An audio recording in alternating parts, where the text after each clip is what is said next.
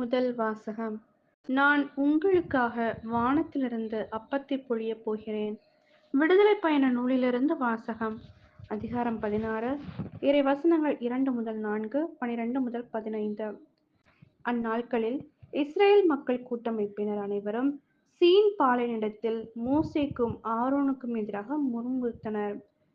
Israel மக்கள் அவர்களை நோக்கி, இறைச்சி பாத்திரத்தின் அருகில் அமர்ந்து அப்பம் உண்டு நிறைவடைந்து, எகிப்து நாட்டிலேயே ஆண்டவர் கையால் நாங்கள் இறந்திருந்தால் எத்துணை நலமாயிருந்திருக்கும்.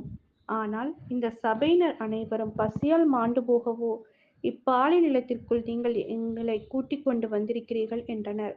அப்போது ஆண்டவர் மோசேயை நோக்கி, இதோ பார், நான் உங்களுக்காக வானத்திலிருந்து அப்பத்தை பொழியப் போகிறேன். மக்கள் வெளியே போய் தேவையானதை அன்றன்று சேகரித்துக் கொள்ள வேண்டும். என் கட்டளைப்படி நடப்பார்களா இல்லையா என்பதை நான் இவ்வாறு சோதித்தறியப் போகிறேன். இஸ்ரேல் மக்களின் முறையீடுகளை நான் கேட்டுள்ளேன்.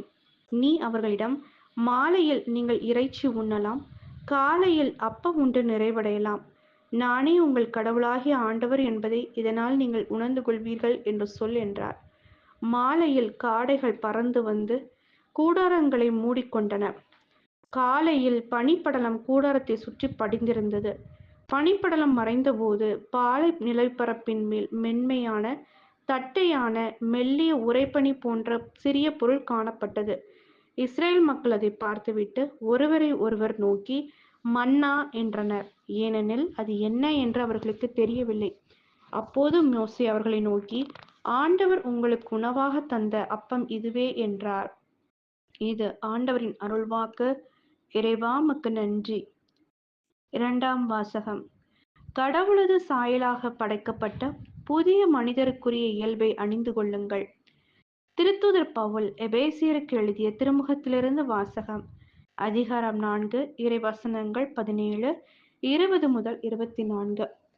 சகோதர சகோதரிகளே, நான் ஆண்டவர் பெயரால் வற்புறுத்தி சொல்வது இதுவே: பிற இனத்தவர் வாழ்வது போல இனி நீங்கள் வாழக்கூடாது. அவர்கள் தங்கள் வீணான எண்ணங்களுக்கேற்ப வாழ்கிறார்கள். ஆனால் நீங்கள் கிறிஸ்துவை பற்றி கற்றறிந்தது இதுவல்ல. உண்மையில் நீங்கள் இயேசுவை பற்றி கேள்விப்பட்டதும் கற்றறிந்ததும் அவரிடம் உள்ள உண்மைக்கேற்பவே இருந்தது. எனவே உங்களுடைய முந்தின நடத்தையை மாற்றி, தீய நாட்டங்களால் ஏமாந்து அழிவரும் பழைய மனிதருக்குரிய இயல்பை களைந்து விடுங்கள். உங்கள் மனப்பாங்கு புதுப்பிக்கப்பட வேண்டும். கடவுளது சாயலாக படைக்கப்பட்ட புதிய மனிதருக்குரிய இயல்பை அணிந்து கொள்ளுங்கள். அவ்வியல்பு உண்மையான நீதியிலும் தூய்மையிலும் வெளிப்படும். இது ஆண்டவரின் அருள்வாக்கு. இறைவா உமக்கு நன்றி.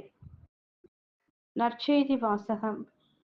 என்னிடம் வருபவருக்கு பசியே இராது. என்னிடம் நம்பிக்கை கொண்டிருப்பவருக்கு என்றுமே தாகமிராது. யோவான் எழுதிய தூய நற்செய்தியிலிருந்து வாசகம். அதிகாரம் 6, இறை வசனங்கள் 24 முதல் 35.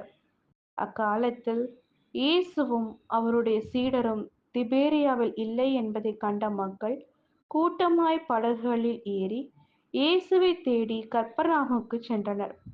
அங்கு கடற்கரையில் அவர்கள் அவரை கண்டு, ரபி, எப்போது இங்கு வந்தீர் என்று கேட்டார்கள். இயேசு மறுமொழியாக, நீங்கள் அரும் அடையாளங்களை கண்டதால் அல்ல, மாறாக அப்பங்களை வயிறாக உண்டதால் தான் என்னை தேடுகிறீர்கள் என உறுதியாக உங்களுக்கு சொல்கிறேன். அழிந்து போகும் உணவுக்காக உழைக்க வேண்டாம், நிலைவாழ்வு தரும் அழியாத உணவுக்காகவே உழையுங்கள். அவ்வுணவை மானிட மகன் உங்களுக்கு கொடுப்பார். ஏனெனில் தந்தையாகிய கடவுள் அவருக்கே தம் அதிகாரத்தை அளித்துள்ளார் என்றார். அவர்கள் அவரை நோக்கி, எங்கள் செயல்கள் கடவுளுக்கு ஏற்றவையாக இருப்பதற்கு நாங்கள் என்ன செய்ய வேண்டும் என்று கேட்டார்கள். இயேசு அவர்களை பார்த்து, கடவுள் அனுப்பியவரை நம்புவதே கடவுளுக்கேற்ற செயல் என்றார். அவர்கள், நாங்கள் கண்டு உம்மை நம்பும் வகையில் நீர் என்ன அரும் அடையாளம் காட்டுகிறீர்? அதற்காக என்ன அரும் செயல் செய்கிறீர்?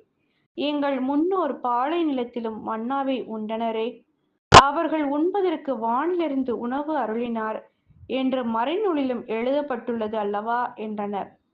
இயேசு அவர்களிடம், உறுதியாக உங்களுக்கு சொல்கிறேன், வானிலிருந்து உங்களுக்கு உணவு அருளியவர் மோசே அல்ல. வானிலிருந்து உங்களுக்கு உண்மையான உணவு அருள்பவர் என் தந்தையே. கடவுள் தரும் உணவு வானிலிருந்து இறங்கி வந்து உலகுக்கு வாழ்வளிக்கிறது என்றார். அவர்கள், ஐயா, இவ்வுணவை எங்களுக்கு எப்போதும் தாரும் என்று கேட்டுக்கொண்டார்கள். இயேசு அவர்களிடம், வாழ்வு தரும் உணவு நானே. என்னிடம் வருபவருக்கு பசியே இராது. என்னிடம் நம்பிக்கை கொண்டிருப்பவருக்கு என்றுமே தாகமிராது என்றார். இது கிறிஸ்துவின் நற்செய்தி. கிறிஸ்துவே உமக்கு புகழ்.